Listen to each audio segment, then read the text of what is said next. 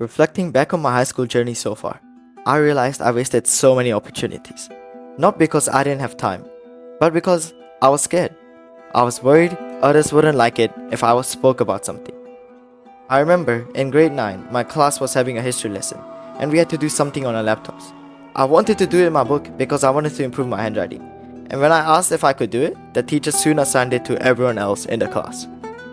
I was stared at, frowned upon, and many were disappointed. And from then on, I fell victim to my own actions. The reality is that no one remembers those memories, only you do. And once you start letting things go, you flow with the current state. By knowing that you could literally do anything for not caring about what others think, you can finally ask. Ask teachers for help. Raise your hands and speak. If you have a question, go ahead. If you are afraid, just raise your hand. So many questions would have been cleared if I only did that back then. And I didn't have to beg or rely on others' knowledge if I only created my own. This moves on to my second point. I refused to join many clubs in my school. Why? Because I thought I looked silly in them. I felt like I wasn't good enough and I missed those opportunities because others thought I didn't deserve it. I remember one time I was in a debating club and one of my teammates jokingly said, "Why are you here?" At the time, I didn't know how to react, how to say stop. I laughed, but the memory stuck with me.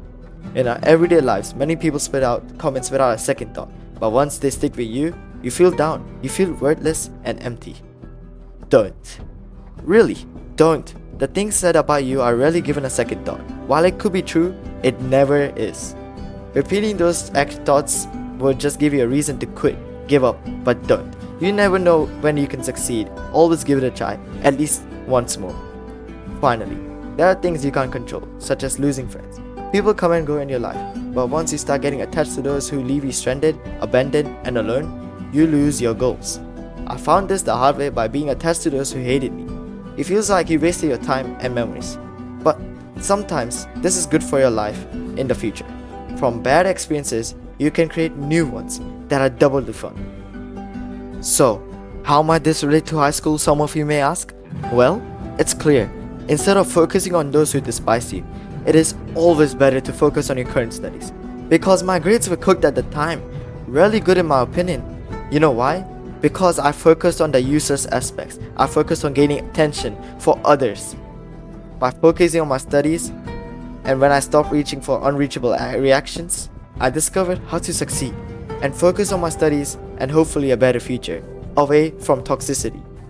These are some of my experiences and learning curves that help me to understand how to prioritize goals for the future. Hopefully, some of these may stick with you and relate to experiences you or others have experienced. That's it for this video. See you all on the others.